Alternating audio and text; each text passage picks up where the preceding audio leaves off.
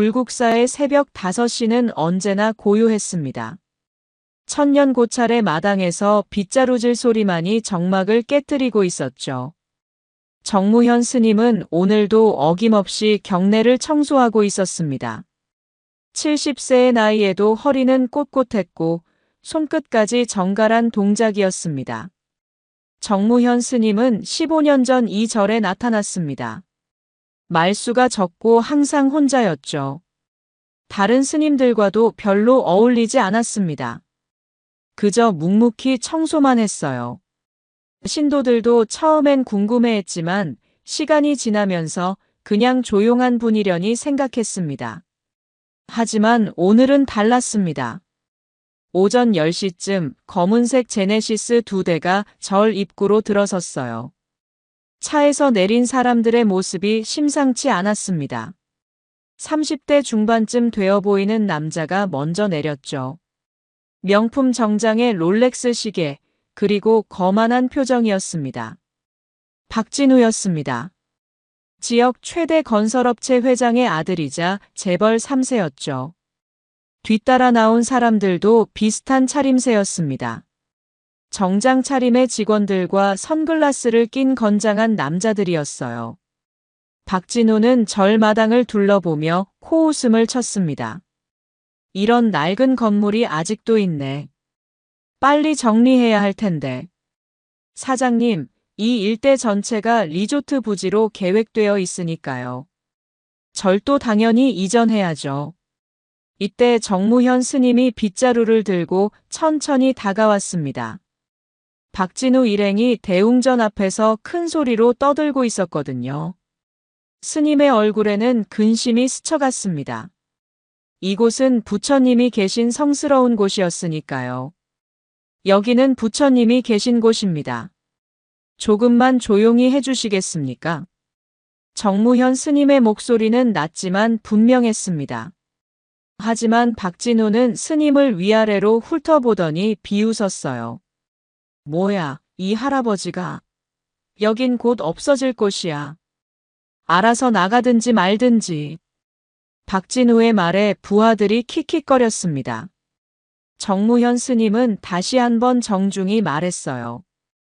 이곳은 1000년 동안 많은 분들이 기도하신 성지입니다. 부디 예의를 지켜주십시오. 이번엔 박진우의 얼굴이 일그러졌습니다. 자신을 무시한다고 생각했거든요. 재벌가 도련님으로 자란 박진우에게는 참을 수 없는 일이었습니다. 이 늙은 것이 감히 나한테 훈계를 해? 내가 뭔데? 박진우가 성큼 다가왔습니다. 그리고는 정무현 스님의 뺨을 탁 쳤어요. 예상치 못한 일이었습니다. 절마당에서 스님을 때리다니요. 주변에 있던 신도들이 깜짝 놀라 소리를 질렀습니다. 하지만 정무현 스님은 놀랍도록 침착했습니다. 맞은 뺨을 천천히 만지더니 박진우를 바라봤어요. 스님의 눈에는 분노 대신 깊은 슬픔이 담겨 있었습니다. 여기는 부처님이 계신 곳입니다. 세 번째 경고입니다. 스님의 목소리는 여전히 조용했습니다. 하지만 뭔가 다른 느낌이었어요. 마치 폭풍 전의 고요 같은 무게감이 느껴졌습니다. 박진우는 그런 스님을 보며 더욱 화가 났습니다. 세 번째 경고가 뭐야? 내가 나한테 경고를 한다고? 정신 나갔나? 박진우가 다시 손을 들어 올렸습니다. 하지만 이상했어요. 정무현 스님이 박진우를 바라보는 눈빛이 순간 달라졌거든요. 70세 노인의 눈이 맞나 싶을 정도로 날카로웠습니다. 그 순간 박진우는 이상한 기분을 느꼈습니다. 마치 맹수 앞에 선 것 같은 압박감이었어요. 하지만 곧 고개를 저었습니다. 늙은 스님 하나가 뭘 할 수 있겠어요. 오늘은 이 정도로 해주지. 하지만 기억해둬. 이 절은 곧 사라질 거야. 박진우 일행이 절을 떠났습니다. 하지만 정무현 스님은 한참 동안 그 자리에 서 있었어요. 맞은 뺨이 아픈 게 아니라 마음이 아팠습니다. 부처님 앞에서 저런 일이 일어나다니요. 신도들이 걱정스럽게 다가왔습니다. 스님, 괜찮으세요? 경찰에 신고해야 하는 거 아닌가요? 정무현 스님은 고개를 저었습니다. 괜찮습니다. 부처님께서 다 보고 계십니다. 하지만 스님의 눈에는 뭔가 결심한 듯한 빛이 스쳐갔어요. 15년 동안 봉인해둔 무언가가 깨어나고 있었습니다. 조용했던 불국사의 일상에 균열이 생긴 순간이었어요. 그날 밤 정무현 스님은 요사체에서 오랫동안 기도했습니다. 하지만 마음 한편으로는 다른 생각이 스쳐갔어요. 아직 잊지 않은 기억들이 하나둘 떠올랐습니다. 30년 전 바다에서의 그 시간들 말이에요. 이튿날 아침 불국사는 여전히 평온해 보였습니다. 하지만 어제 일을 목격한 신도들 사이에서는 수군거림이 끊이지 않았어요. 특히 정무현 스님에 대한 궁금증이 커졌습니다. 김영숙 보살은 10년 넘게 이 절을 다닌 단골 신도였습니다. 정무현 스님이 청소하는 모습을 매일 봤지만 어제처럼 침착한 모습은 처음이었어요. 보통 사람이라면 화를 냈을 텐데 말이죠. 저 스님이 보통 분이 아닌 것 같아요. 김영숙 보살이 옆 신도에게 말했습니다. 다른 보살들도 고개를 끄덕였어요. 맞아요. 15년 동안 계셨는데 한 번도 화내는 걸 본 적이 없어요. 이때 절 직원인 이기철 씨가 다가왔습니다. 50대 중반의 이기철 씨는 20년째 불국사에서 일하고 있었어요. 정무현 스님이 처음 왔을 때도 기억하고 있었습니다. 그분 처음 오셨을 때를 제가 기억해요. 15년 전 겨울이었는데 갑자기 나타나서 청소 일을 하고 싶다고 하셨거든요. 신도들이 귀를 기울였습니다. 이기철 씨가 계속했어요. 그런데 이상한 게 있었어요. 짐이 거의 없었거든요. 작은 가방 하나가 전부였어요. 마치 어디선가 도망쳐 온 것 같았습니다. 김영숙 보살이 고개를 갸웃했습니다. 도망쳐 왔다니요? 무슨 일이 있었던 건가요? 글쎄요. 자세한 건 모르겠지만 가끔 밤에 악몽을 꾸시는 것 같았어요. 소리를 지르기도 하시고요. 이기철 씨의 말에 신도들이 놀랐습니다. 평소 조용한 정무현 스님의 의외의 모습이었거든요. 바로 그때 청소 도구를 정리하러 온 신도가 이상한 걸 발견했습니다. 정무현 스님의 요사체 문이 열려 있었거든요. 평소엔 항상 닫혀 있었는데 말이에요. 스님 방문이 열려 있네요. 호기심에 몇 명이 가까이 갔습니다. 그리고 깜짝 놀랐어요. 방 안에 보인 것들이 예사롭지 않았거든요. 벽에는 낡은 사진들이 붙어 있었습니다. 군복을 입은 젊은 남자들의 모습이었어요. 그중 한 명이 젊은 시절의 정무현 스님 같았습니다. 하지만 확실하지는 않았어요. 더 놀라운 건 다른 벽면이었습니다. 707부대라고 적힌 휘장이 걸려 있었거든요. 그리고 수중침투 훈련 사진들도 보였어요. 젊은 군인들이 바다에서 훈련하는 모습이었습니다. 책상 위에는 낡은 매뉴얼 같은 것도 있었어요. 표지에 해상작전 지침이라고 적혀 있었습니다. 일반인이 볼 수 있는 자료가 아니었죠. 김영숙 보살이 숨을 죽이며 말했습니다. 이게 뭐예요? 스님이 군인 출신이셨나요? 이기철 씨도 놀란 표정이었습니다. 15년 동안 함께 있었지만 전혀 몰랐던 일이었거든요. 707부대라면 해군 특수부대 아닌가요? 다른 신도가 말했습니다. 모두들 정무현 스님을 새로운 시각으로 보기 시작했어요. 70세의 조용한 청소 스님이 아니라 젊은 시절 나라를 지킨 특수부대원이었을 가능성이 생겼습니다. 그때 책상 서랍에서 더 충격적인 걸 발견했어요. 낡은 메모지였는데 거기에 이런 글이 적혀 있었습니다. 작전 성공. 하지만 동료 4명 실종. 나만 살아 돌아옴. 평생 짊어져야 할 죄책감. 메모를 본 사람들은 말을 잃었습니다. 정무현 스님의 과거에 무슨 일이 있었는지 짐작할 수 있었거든요. 전쟁터에서 동료들을 잃고 혼자만 살아남은 트라우마. 그래서 15년 동안 절에서 조용히 지낸 거였어요. 김영숙 보살의 눈에 눈물이 핑 돌았습니다. 그래서 그렇게 조용히 지내셨구나. 마음이 얼마나 아프셨을까. 다른 신도들도 마찬가지였습니다. 정무현 스님을 보는 시각이 완전히 바뀌었어요. 그저 평범한 청소 스님이 아니라 국가를 위해 싸우다가 큰 상처를 입은 영웅이었습니다. 하지만 동시에 궁금증도 생겼어요. 어제 박진우가 스님을 때렸을 때의 그 침착함. 보통 사람의 반응이 아니었거든요. 특수부대 출신이라면 얘기가 달랐습니다. 이때 이기철 씨가 중요한 걸 기억해냈습니다. 아, 그러고 보니 가끔 새벽에 어디 나가시는 걸 본 적이 있어요. 운동복 차림으로요. 어디로요? 뒷산 저수지 쪽으로요. 아침에 오실 때 보면 옷이 젖어 있기도 했어요. 신도들이 서로 눈을 마주쳤습니다. 70세 나이에 새벽 수영이라니요. 그것도 겨울에도 계속했다는 거였습니다. 바로 그때 멀리서 정무현 스님이 다가오는 게 보였어요. 평소와 다름없이 조용한 걸음걸이였지만 이제는 다르게 느껴졌습니다.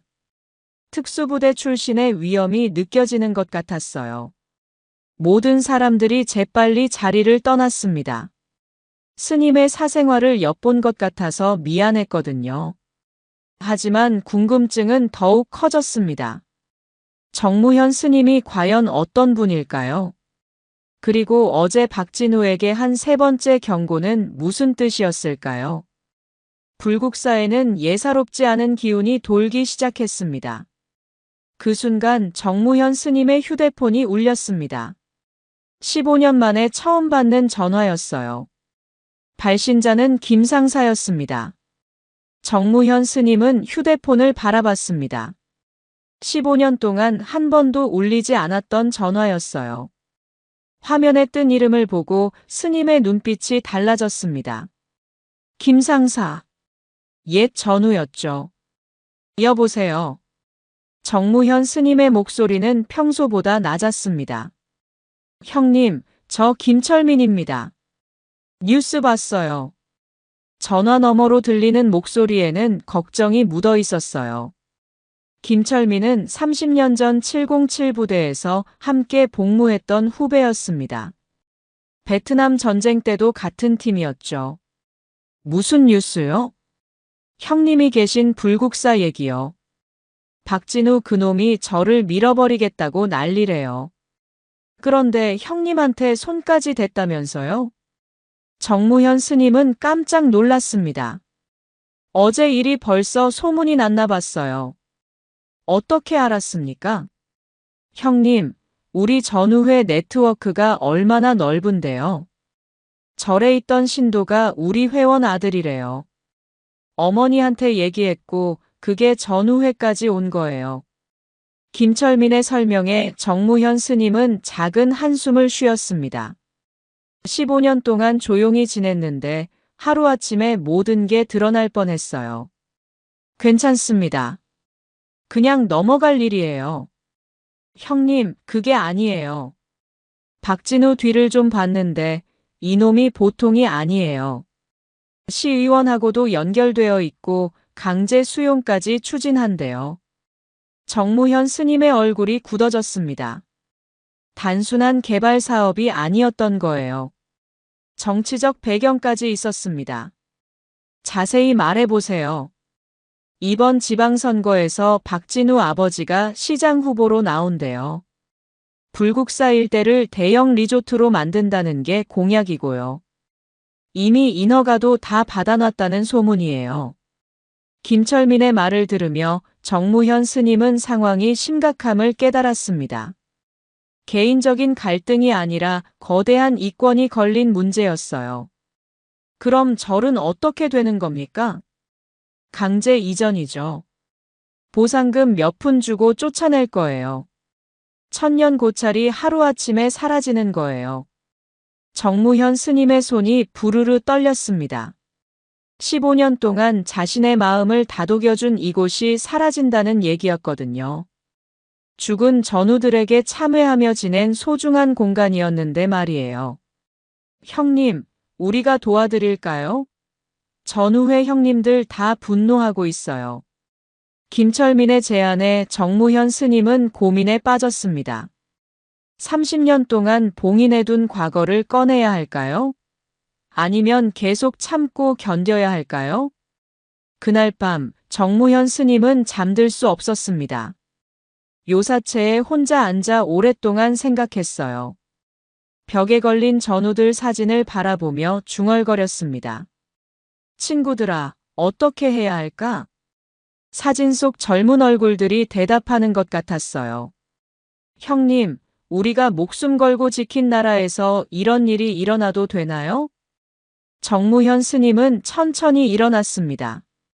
그리고 옷장 깊숙한 곳에서 무언가를 꺼냈어요. 20년 동안 봉인해둔 군복이었습니다. 707부대 UDT 마크가 선명했죠. 옷을 만지며 스님의 눈에 결의가 서렸습니다. 부처님도 때로는 분노하신다. 다음 날 새벽 4시, 정무현 스님은 평소보다 일찍 일어났습니다. 운동복으로 갈아입고 뒷산으로 향했어요. 저수지가 있는 곳이었죠. 차가운 물에 몸을 담그며 스님은 옛 기억을 떠올렸습니다. 베트남 바다에서의 훈련 시절, 동료들과 함께했던 그 시간들. 30년이 지났지만 몸은 기억하고 있었어요. 물속에서 1시간 넘게 훈련했습니다. 수중 침투, 숨 참기, 은밀한 이동법. 모든 것이 자연스럽게 나왔어요. 70세의 몸이라고 믿기지 않을 정도였습니다. 훈련을 마치고 돌아오는 길에 휴대폰이 또 울렸습니다. 이번엔 다른 전우였어요. 형님, 저 이병호입니다. 김철민이한테 들었어요. 우리가 뭘 도와드릴까요? 아직은 괜찮습니다. 조금만 더 지켜보죠. 형님, 그런데 박진우 그놈이 오늘 또 절에 온다는 소문이 있어요. 이번엔 깡패들까지 데리고 온대요. 정무현 스님의 표정이 딱딱해졌습니다. 확실한 정보입니까? 네, 형님. 우리 정보 네트워크는 정확해요. 오후 2시쯤 온다고 해요. 전화를 끄는 정무현 스님은 절로 돌아왔습니다. 그리고 요사체에서 무언가를 준비하기 시작했어요. 사용하지 않았던 기술들을 점검했습니다. 오후 1시, 박진우의 차가 다시 불국사에 나타났습니다. 이번엔 정말로 건장한 남자들이 함께였어요. 문신을 한 깡패들이었죠. 박진우가 대웅전 앞에서 큰 소리로 외쳤습니다. 야, 늙은 스님 어디 갔어? 어제 일 때문에 왔어. 하지만 정무현 스님은 나타나지 않았습니다. 요사체에서 조용히 상황을 지켜보고 있었거든요. 때를 기다리고 있었어요. 박진우 일행이 절 안을 돌아다니며 행패를 부리기 시작했습니다. 신도들이 무서워서 피했어요. 이제 정무현 스님이 나설 때가 왔습니다. 스님의 눈에 날카로운 빛이 돌아왔습니다. 조용했던 사자가 깨어나는 순간이었어요. 박진우 일행이 절 안에서 난동을 부리기 시작했습니다. 화분을 발로 차고 불상 앞에서 담배를 피웠어요. 신도들은 무서워서 멀리 피해 있었죠. 야! 늙은 스님 어디 숨었어? 나와! 박진우가 소리를 지르며 대웅전 문을 발로 찼습니다. 함께 온 깡패들도 킥킥거리며 동조했어요. 바로 그때 뜻밖의 인물이 나타났습니다. 60대 중반쯤 되어 보이는 여성이었어요. 한복을 입고 있었고 손에는 방울을 들고 있었습니다. 무속인 김보살이었죠. 김보살은 박진우를 따라온 사람 중 하나였습니다. 사업의 기흉을 점쳐달라고 해서 온 거였어요. 하지만 절에 들어서자마자 이상한 기운을 느꼈습니다. 사장님, 잠깐만요. 김보살이 갑자기 박진우를 붙잡았습니다. 얼굴이 새하얗게 질려 있었어요. 왜요? 뭔 일이에요? 이곳에 무서운 분이 계세요. 김보살의 목소리가 떨렸습니다. 30년 넘게 무속인으로 살아오면서 이런 강한 기운은 처음 느껴봤거든요. 무서운 분이라니? 늙은 스님 하나뿐인데 뭘. 박진우는 코웃음을 쳤지만 김보살은 계속 떨었어요. 아니에요. 이분은 바다에서 온 용왕님이에요. 건드리면 온 가족이 멸문당해요. 김보살의 말에 주변이 조용해졌습니다. 깡패들도 무속인의 말에 주목했어요. 이런 사람들은 의외로 미신을 믿는 경우가 많거든요. 바로 그때 정무현 스님이 조용히 나타났습니다. 평소와 다름없는 모습이었지만 김보살은 더욱 심하게 떨었어요. 저분이에요. 저분이 바로. 김보살이 말을 잇지 못했습니다. 정무현 스님을 보는 순간 엄청난 살기가 느껴졌거든요. 70세 노인의 몸에서 나올 수 없는 기운이었어요. 정무현 스님은 박진우 일행을 차분히 바라봤습니다. 어제 말씀드렸을 텐데요. 여기는 부처님이 계신 곳이라고요. 또 그 소리야? 이 할아버지가 정말 정신이 나갔네. 박진우가 다시 스님에게 다가갔습니다. 하지만 이상했어요. 어제보다 뭔가 부담스러운 느낌이 들었거든요. 바로 그때 절 입구에서 또 다른 사람들이 나타났습니다. 50대에서 60대 사이의 남자들이었어요. 모두 단정한 차림새였지만 어딘지 범상치 않은 분위기였습니다. 선두에 선 남자가 김철민이었습니다. 정무현 스님의 전화를 받고 급히 달려온 거였어요. 뒤따라온 사람들도 모두 부대 출신이었죠. 형님! 김철민이 정무현 스님에게 다가가며 격려했습니다.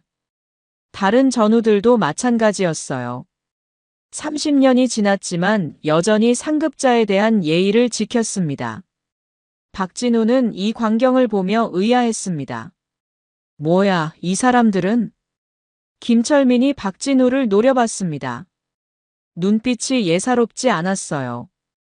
우리 형님한테 손 뗀 게 당신이에요? 형님이라고? 그게 무슨 소리야? 모르겠으면 가만히 있어요. 여기서 함부로 행동하다가 큰일 날 줄 아세요. 김철민의 경고에 깡패들이 웅성거렸습니다. 분위기가 심상치 않았거든요. 이때 다른 전우가 나섰습니다. 이병호였어요. 형님이 누군지 모르고 까불었구나. 707 부대 UDT 출신 정무현 형님이야. 707 부대가 뭔데? 박진우가 물었지만 깡패 중 하나가 얼굴이 새하얗게 변했어요. 사장님, 707 부대는 해군 특수부대예요. UDT는 수중 침투 요원이고요. 깡패의 설명에 박진우도 당황했습니다. 특수부대 출신이라니요. 김철민이 계속 설명했습니다. 베트남 전쟁 때 5명이 한 팀으로 들어갔는데 혼자만 살아 돌아오셨어요. 동료 4명은 구하려다가 실종됐죠. 전우들의 증언에 분위기가 완전히 바뀌었습니다. 70세의 조용한 스님이 아니라 전쟁 영웅이었던 거예요. 이병호가 덧붙였습니다. 형님은 30년간 바다에서 훈련받으신 분이에요. 지금도 새벽마다 저수지에서 수영하시죠. 70세 나이에도 현역 못지 않으세요. 박진우의 얼굴이 굳어졌습니다. 자신이 건드린 상대가 보통 사람이 아니었어요. 무속인 김보살이 다시 떨며 말했습니다. 그래서 그런 기운이 느껴졌구나. 이분은 정말로 용왕님이에요. 바다의 신이라고요. 김보살의 말에 깡패들이 수군거렸습니다. 특수부대 출신의 무속인까지 두려워한다면 정말 만만한 상대가 아니었어요. 정무현 스님은 여전히 조용했습니다. 하지만 전우들이 온 것을 보고 마음이 든든했어요. 고맙습니다. 하지만 아직 괜찮습니다. 형님, 저희가 지켜보고 있을게요. 혹시 모르니까요. 김철민의 말에 정무현 스님은 고개를 끄덕였습니다. 박진우는 상황이 자신에게 불리해진 걸 느꼈습니다. 하지만 쉽게 물러설 수는 없었어요. 이미 계획이 다 세워져 있었거든요. 특수부대 출신이면 어때요? 지금은 그냥 늙은 스님이잖아요. 박진우의 말에 전우들의 눈빛이 험악해졌습니다. 하지만 정무현 스님이 손짓으로 말렸어요. 괜찮습니다. 부처님께서 다 보고 계시니까요. 하지만 스님의 목소리에는 전과 다른 무게감이 실려 있었습니다. 동료들의 복수는 아직 끝나지 않았다는 걸 알리는 듯 했어요. 박진우 일행이 저를 떠났지만 이번엔 예전처럼 당당하지 못했습니다. 뭔가 큰일이 벌어질 것 같은 불안감이 엄습했거든요. 그날 밤 11시 불국사는 고요했습니다. 신도들도 모두 집으로 돌아갔고 스님들도 잠자리에 들었어요. 하지만 정무현 스님만은 요사체에서 기도하고 있었습니다. 30년 전 베트남 바다에서 잃은 동료들을 생각하며 참회의 시간을 가졌어요. 하지만 마음 한편으로는 다른 감정이 자라고 있었습니다. 분노였죠. 새벽 1시쯤 절 담장 너머로 검은 그림자들이 움직이기 시작했습니다. 박진우가 보낸 사람들이었어요. 낮에 당한 굴욕을 갚기 위해 야간에 침입한 거였습니다. 총 6명이었습니다. 모두 건장한 깡패들이었어요. 손에는 쇠파이프와 야구방망이를 들고 있었죠. 목표는 정무현 스님의 요사체였습니다. 선두에 선 깡패가 손짓했습니다. 조용히 가자. 늙은 놈 하나 혼내주는 거야. 다른 깡패들이 고개를 끄덕였어요. 하지만 이들은 몰랐습니다. 자신들이 누구를 상대하고 있는지 말이에요. 깡패들이 요사체에 가까워졌을 때 정무현 스님은 이미 알고 있었습니다. 30년간 훈련받은 감각이 위험을 감지했거든요. 스님은 조용히 일어나 창문 밖을 봤습니다. 어둠 속에서 움직이는 인형들이 보였어요. 6명의 침입자. 무기까지 들고 있었죠. 정무현 스님의 눈빛이 달라졌습니다. 70세 노인의 눈이 아니라 30년 전 바다 늑대의 눈이었어요. 30년간 바다에서 훈련했습니다. 육지에서는 더 쉽겠군요. 스님이 중얼거리며 뒷문으로 조용히 나갔습니다. 침입자들이 정문으로 들어오는 사이에 뒤로 돌아간 거였어요. 첫 번째 깡패가 요사체 문을 열었습니다. 아무도 없네. 어디 갔을까? 화장실이나 다른 방에 있을 거야. 찾아보자. 하지만 그들은 몰랐습니다. 정무현 스님이 이미 뒤에 서 있다는 걸 말이에요. 스님은 물 한 방울 소리도 내지 않고 움직였습니다. 30년간 익힌 은밀한 침투 기술이었어요. 첫 번째 표적은 담장 근처에서 망을 보던 깡패였습니다. 정무현 스님이 뒤에서 조용히 다가갔습니다. 그리고는 한 번에 목을 눌러 기절시켰어요. 소리 하나 나지 않았습니다. 두 번째 깡패는 마당에 있었습니다. 스님은 그림자를 이용해 접근했어요. 달빛이 없는 밤이라 완벽한 은신이 가능했습니다. 깡패가 뒤를 돌아보려는 순간 정무현 스님의 손이 번개처럼 움직였습니다. 정확한 혈자리를 눌러 의식을 잃게 만들었어요. 나머지 4명은 요사체 안에서 스님을 찾고 있었습니다. 하지만 아무도 없었죠. 이상하네. 분명히 여기 있을 텐데. 다른 방도 찾아보자. 바로 그때 요사체 불이 꺼졌습니다. 깡패들이 깜짝 놀랐어요. 뭐야? 정전이야? 아니야, 누가 껐어? 어둠 속에서 정무현 스님이 움직이기 시작했습니다. 어둠은 특수부대원에게 최고의 친구였거든요. 3번째 깡패가 갑자기 사라졌습니다. 옆에 있던 동료가 놀라 소리쳤어요. 야, 철수야. 어디 갔어? 대답이 없었습니다. 스님이 이미 조용히 제압했거든요. 이제 3명만 남았습니다. 깡패들은 무서워하기 시작했어요. 뭔가 이상해. 나가자. 하지만 너무 늦었습니다. 정무현 스님은 이미 모든 출구를 차단했어요. 4번째 깡패가 문 쪽으로 가려던 순간 뒤에서 조용한 손길이 목을 눌렀습니다. 그대로 쓰러졌어요. 이제 2명만 남았습니다. 깡패들은 완전히 공포에 빠졌어요. 유령이야? 도대체 뭐가 일어나는 거야? 바로 그때 정무현 스님이 모습을 드러냈습니다. 어둠 속에서 나타난 스님의 모습은 마치 바다의 신 같았어요. 여기는 부처님이 계신 곳이라고 했습니다.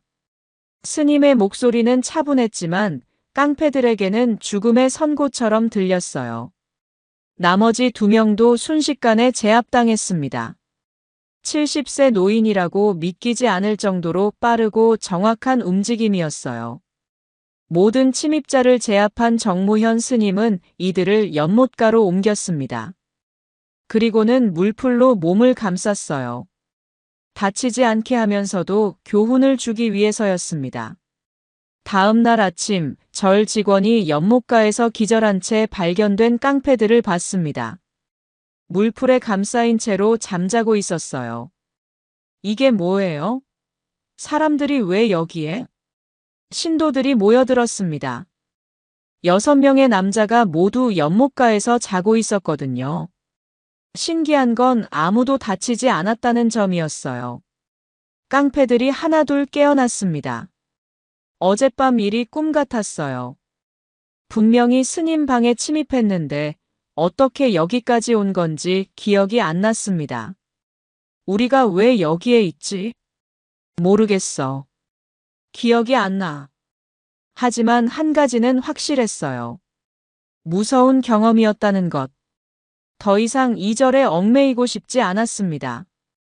깡패들이 황급히 도망치는 모습을 보며 신도들은 수군거렸어요. 어젯밤에 뭔 일이 있었을까?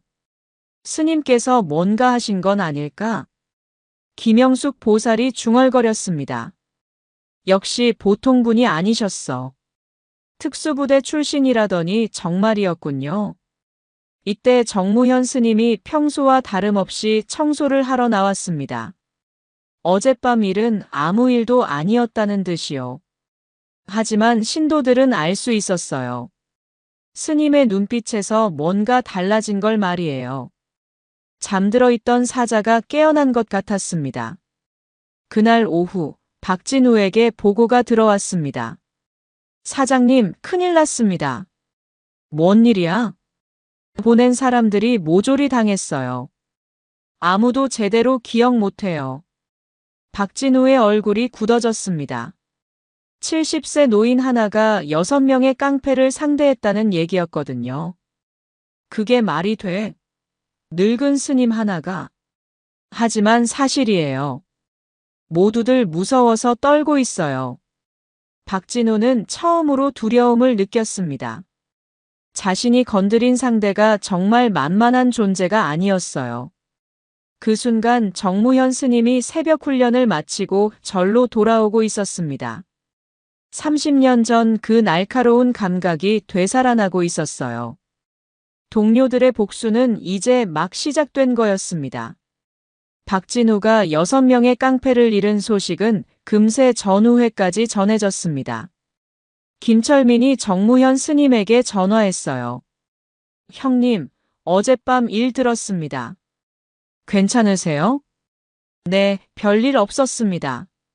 형님다우시네요. 6명을 혼자 상대하시다니. 역시 우리 형님이에요. 김철민의 목소리에는 자랑스러움이 묻어 있었습니다. 30년이 지나도 실력이 녹슬지 않았다는 걸 확인했거든요. 하지만 형님, 이제 본격적으로 시작될 것 같은데요. 박진우 뒤에 있는 세력들이 움직일 거예요. 정무현 스님도 같은 생각이었습니다. 어젯밤 일로 상대방을 자극했을 테니까요. 동료들에게 미안합니다. 혼자 처리할 일인데. 무슨 말씀이에요? 우리가 언제 형님을 혼자 두겠어요? 이미 전국에서 형님들이 모이고 있어요. 김철민의 말에 정무현 스님은 놀랐습니다. 전국에서요? 네, 707부대 전우회 네트워크죠. 부산, 대구, 광주에서도 오고 있어요. 형님을 위해서라면 뭐든 할 준비가 되어 있습니다. 정무현 스님의 눈시울이 붉어졌습니다. 30년이 지났지만 전우들의 마음은 변하지 않았어요. 그날 오후 정말로 전국 각지에서 사람들이 불국사 근처로 모여들기 시작했습니다. 모두 50대에서 60대의 남자들이었어요. 언뜻 보면 평범한 중년 남성들 같았지만 눈빛만큼은 예사롭지 않았습니다. 이들은 모두 707부대 UDT 출신이었습니다. 정무현 스님과 함께 바다에서 훈련받은 전우들이었어요. 퇴역 후에는 각자 다른 길을 걸었지만 전우회만큼은 변하지 않았습니다. 김철민이 이들을 대표해서 정무현 스님을 찾았습니다. 형님, 전우들이 다 왔어요. 인사드리고 싶어 해요. 정무현 스님은 요사체에서 나왔습니다. 그리고 깜짝 놀랐어요. 30년 만에 보는 얼굴들이 있었거든요. 이병호, 최상철, 박민수. 한 명 한 명 이름을 부르는 스님의 목소리가 떨렸습니다. 모두 젊은 시절 함께 생사고락을 나눈 동료들이었어요. 이병호가 먼저 인사했습니다. 형님, 30년 만이에요. 그동안 어떻게 지내셨어요? 미안합니다. 연락도 안 하고. 무슨 말씀이에요? 형님이 힘드셨을 거 아는데요. 베트남에서 그 일 있고 나서. 이병호의 말에 분위기가 숙연해졌습니다. 모든 전우들이 그날의 기억을 갖고 있었거든요. 1975년 베트남 메콩강에서 벌어진 마지막 작전을 말이에요. 정무현 스님이 무거운 입을 열었습니다. 그때 일을 말하는 건가요? 네, 형님. 우리 모두 알고 있어요. 형님이 얼마나 고생하셨는지. 최상철이 나섰습니다. 형님, 김대식, 이준호, 박영수, 최민규. 그 4명을 구하려고 혼자 적진에 들어가셨잖아요. 하지만 이미 늦었었고.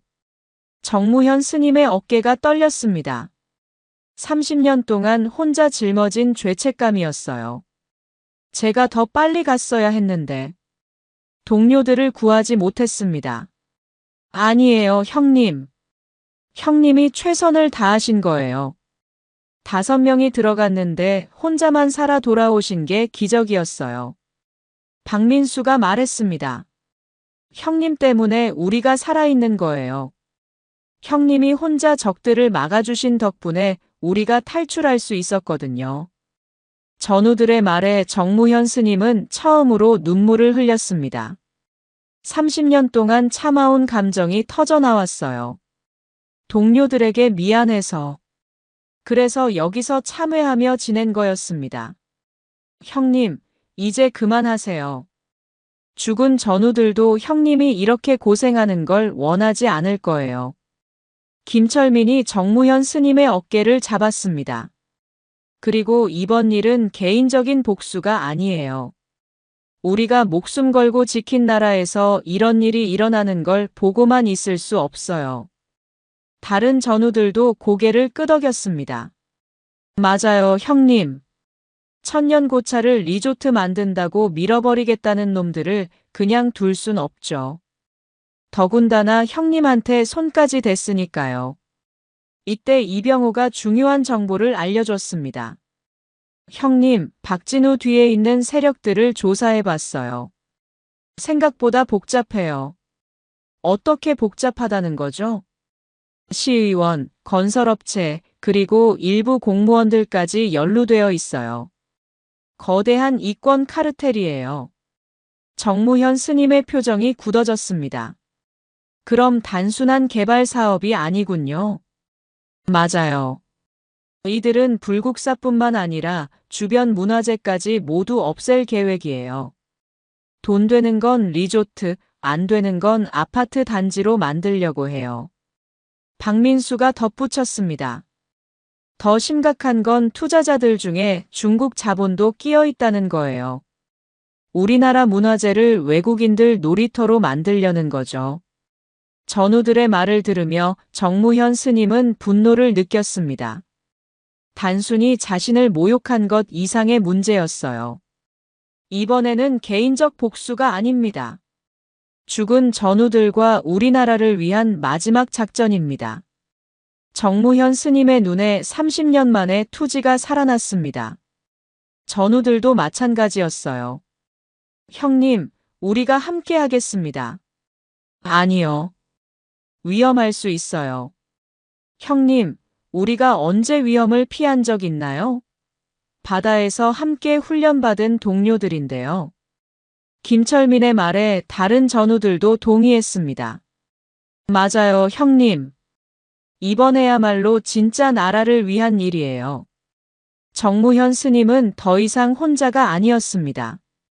30년 동안 잊고 지낸 전우회가 되살아났어요.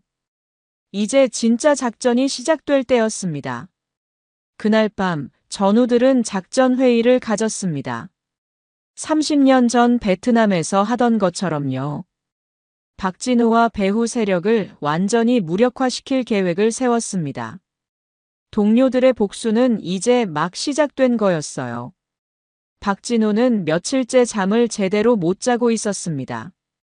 6명의 깡패가 모두 당한 사건이 자꾸 머릿속에 맴돌았어요.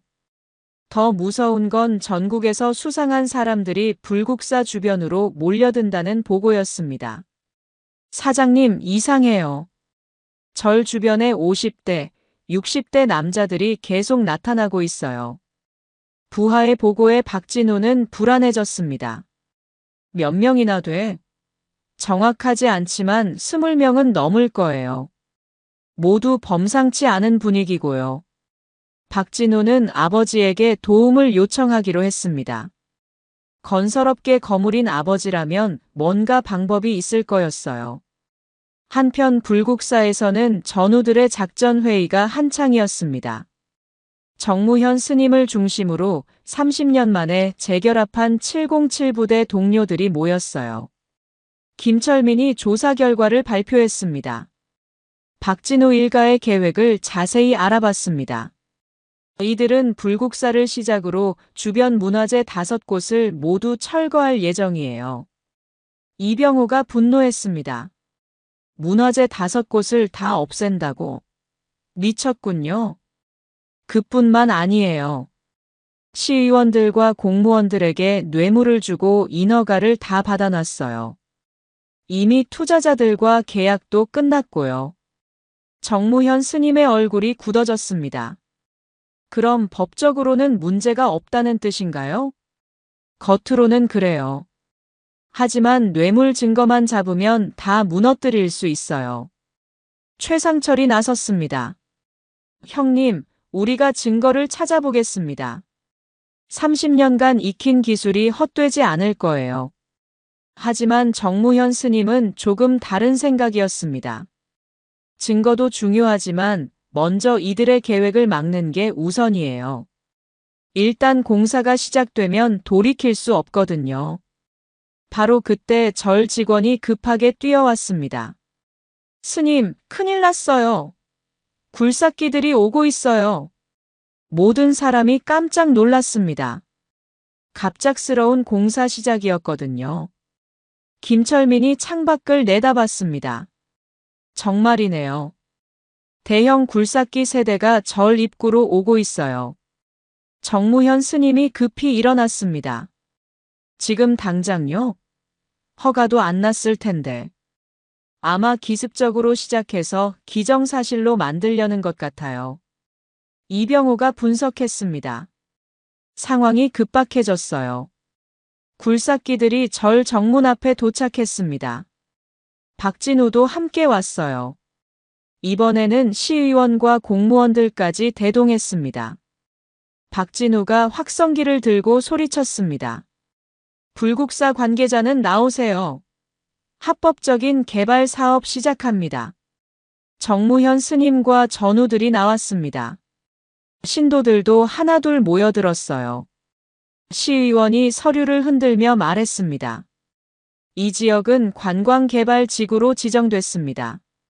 절은 다른 곳으로 이전하시기 바랍니다. 정무현 스님이 차분히 물었습니다. 언제 그런 결정이 났습니까? 우리는 통보받은 적이 없는데요. 어제 시의회에서 긴급 의결됐습니다. 모든 절차는 합법적이에요. 하지만 김철민이 반박했습니다.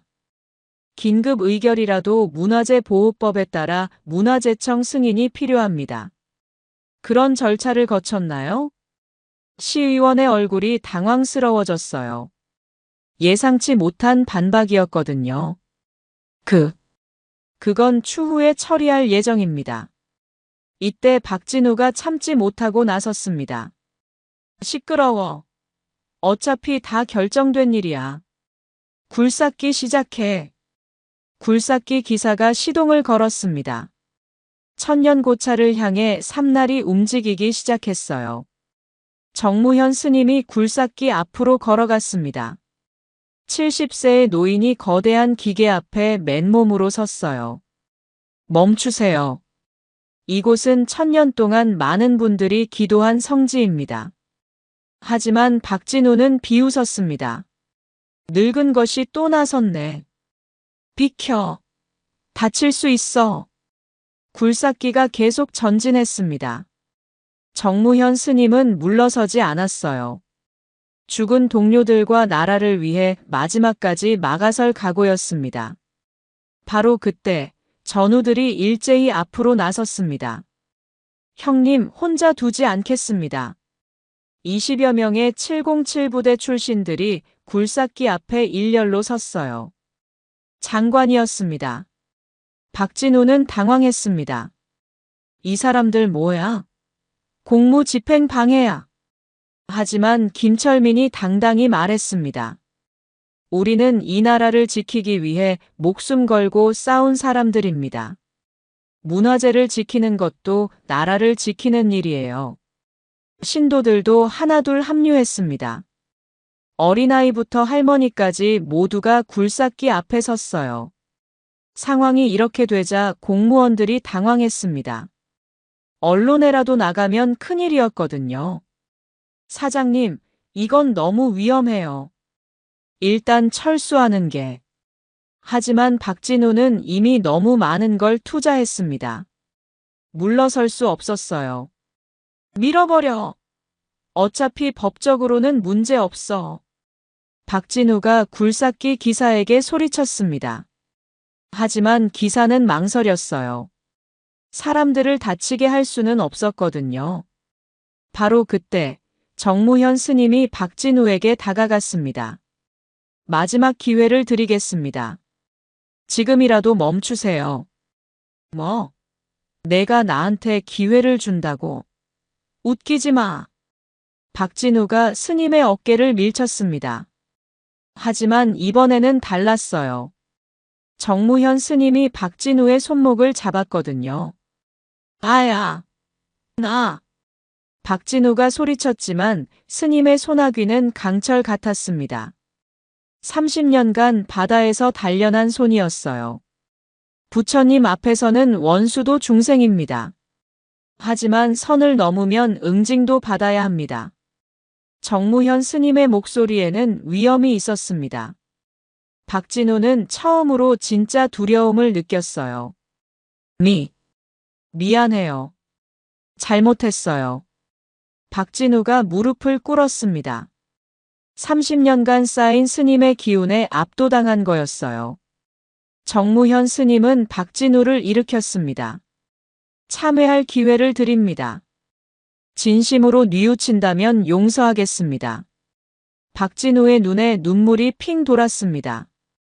자신이 얼마나 잘못된 일을 하고 있었는지 깨달았어요. 정말 죄송합니다. 다시는 이런 일 안 하겠어요. 주변 사람들이 숨을 죽이고 지켜봤습니다. 복수가 아니라 용서로 끝나는 감동적인 장면이었어요. 박진우의 참회 이후 상황은 급변했습니다. 시의원과 공무원들은 황급히 자리를 떠났고 굴삭기들도 철수했어요. 무엇보다 박진우 자신이 개발 계획을 포기하겠다고 선언했습니다. 며칠 후 더 놀라운 일이 벌어졌습니다. 박진우가 언론과 인터뷰를 한 거였어요. 저는 그동안 잘못된 개발 사업을 추진해 왔습니다. 불국사를 비롯한 문화재들을 훼손하려 했던 것을 깊이 반성합니다. 기자가 물었습니다. 그럼 계획을 완전히 포기하시는 건가요? 네, 포기할 뿐만 아니라 문화재 보존을 위한 기금을 조성하겠습니다. 제가 벌인 잘못을 바로잡고 싶어요. 박진우의 인터뷰는 전국적으로 화제가 됐습니다. 재벌 3세의 참회와 문화재 보호 의지가 사람들에게 큰 감동을 줬어요. 불국사에서는 정무현 스님이 평소처럼 청소를 하고 있었습니다. 하지만 이제는 분위기가 완전히 달랐어요. 신도들의 시선에는 존경심이 가득했습니다. 김영숙 보살이 다가와서 말했습니다. 스님, 정말 대단하세요. 어떻게 저런 사람까지 변화시키셨어요? 정무현 스님은 미소를 지었습니다. 부처님의 자비심이죠. 저는 아무것도 하지 않았습니다. 하지만 신도들은 알고 있었어요. 스님의 용기와 지혜가 만든 기적이라는 걸 말이에요. 전우들도 하나둘 각자의 고향으로 돌아갔습니다.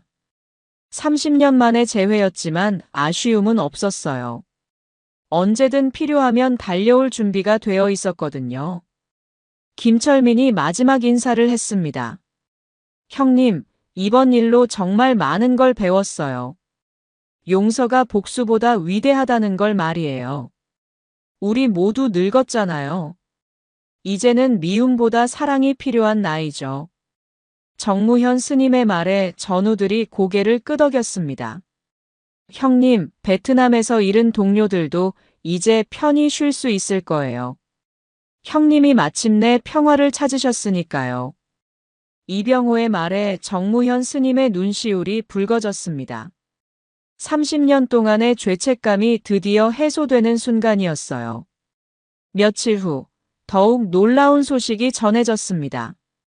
박진우가 추진했던 부정한 개발 사업의 전모가 언론에 공개된 거였어요. 시의원들과 공무원들의 비리가 낱낱이 드러났습니다. 검찰 수사가 시작됐고 관련자들이 하나둘 구속됐어요. 박진우는 자진해서 검찰에 출두해 모든 것을 털어놨습니다. 진심 어린 참회였죠. 불국사는 다시 평온을 되찾았습니다. 아니, 전보다 더 많은 사람들이 찾는 명소가 됐어요. 정무현 스님의 이야기가 알려지면서 참배객들이 몰려든 거였습니다. 어느 날 오후 한 무리의 어린 학생들이 저를 견학 왔습니다. 초등학교 6학년 아이들이었어요. 아이들이 정무현 스님에게 다가와서 물었습니다. 할아버지, 정말 군인이셨어요? 정무현 스님은 아이들을 따뜻하게 바라봤습니다. 옛날 얘기예요. 지금은 그냥 청소하는 스님이죠. 와, 멋있어요. 저희도 나중에 나라 지킬 수 있나요? 한 아이가 반짝이는 눈으로 물었습니다. 정무현 스님은 아이의 머리를 쓰다듬으며 말했습니다. 나라를 지키는 방법은 여러 가지가 있어요. 군인이 되는 것만이 전부가 아니죠. 각자 자신의 자리에서 최선을 다하는 것이 나라를 지키는 거예요. 어떻게요? 선생님이 되어 아이들을 가르치는 것도, 의사가 되어 사람을 치료하는 것도, 농부가 되어 곡식을 기르는 것도 모두 나라를 지키는 일이에요. 아이들이 고개를 끄덕였습니다. 그럼 할아버지는 지금 뭘 하고 계세요? 청소를 하면서 이 아름다운 문화재를 지키고 있어요. 그리고 여러분 같은 어린 친구들에게 옛날 이야기를 들려주고 있죠. 한 아이가 또 물었습니다. 할아버지, 나쁜 사람들을 혼내주는 게 좋아요? 아니면 용서해주는 게 좋아요? 정무현 스님은 잠깐 생각해 봤습니다. 복수는 쉽지만 용서는 어려워요. 하지만 용서했을 때 더 큰 기쁨이 와요. 나쁜 사람도 좋은 사람으로 바뀔 수 있거든요. 박진우 아저씨처럼요. 아이들도 뉴스를 봤나 봤어요. 맞아요. 박진우 씨는 이제 문화재를 지키는 일을 도와주고 있어요. 복수했다면 불가능한 일이었죠. 선생님이 아이들에게 말했습니다. 정무현 스님께 감사 인사드리고 가자. 아이들이 일제히 인사했습니다. 할아버지, 고마워요. 저희도 할아버지처럼 멋진 어른이 될게요. 아이들이 떠난 후 정무현 스님은 혼자 마당을 쓸었습니다. 70세의 나이에도 허리는 꼿꼿했고 마음은 평온했어요. 30년 동안의 긴 여행이 드디어 끝났습니다. 베트남에서 잃은 동료들에 대한 죄책감도 세상에 대한 분노도 모두 사라졌어요. 이제는 진짜 평화였죠. 저녁 예불 시간, 정무현 스님은 대웅전에서 기도했습니다. 김대식, 이준호, 박영수, 최민규. 친구들아, 이제 편히 쉬어라. 형이 마침내 너희들의 뜻을 이뤘다. 촛불이 흔들리는 것 같았습니다. 마치 동료들이 대답하는 것처럼요. 그날 밤 정무현 스님은 오랜만에 깊은 잠에 빠져들었습니다. 악몽은 더 이상 없었어요. 대신 동료들과 함께 웃고 있는 꿈을 꿨습니다. 불국사의 새벽은 여전히 고요했습니다. 하지만 이제는 평온한 고요였어요. 천년고찰은 앞으로도 계속 많은 사람들의 마음을 위로해 줄 거였습니다. 정무현 스님의 이야기는 많은 사람들에게 전해졌습니다. 진정한 강함은 복수가 아니라 용서에 있다는 교훈과 함께요. 그리고 각자의 자리에서 최선을 다하는 것이 나라를 지키는 길이라는 메시지도 말이에요. 어떤 어려움이 와도, 어떤 시련이 닥쳐도 우리에게는 희망이 있습니다. 정무현 스님처럼 묵묵히 자신의 자리를 지키는 사람들이 있는 한 말이에요. 한 사람의 이야기가 누군가의 위로가 되길 바라며 오늘의 이야기를 마칩니다. 구독과 좋아요는 저희에게 큰 힘이 됩니다. 건강하고 행복한 하루 되세요.